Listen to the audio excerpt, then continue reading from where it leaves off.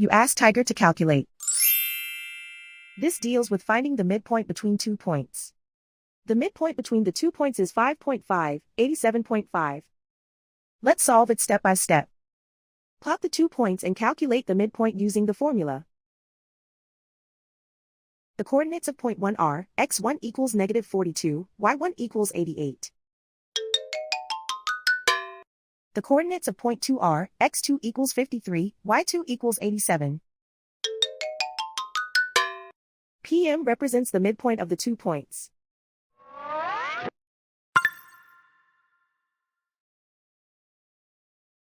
Use the x values in the midpoint formula to find the midpoints x. x1 equals -42. x2 equals 53.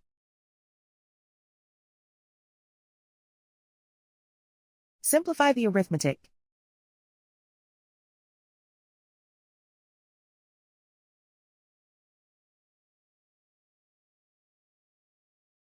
Use the y values in the midpoint formula to find the midpoints y. y1 equals 88.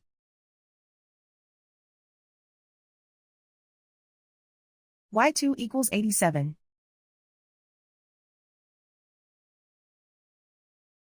Simplify the arithmetic.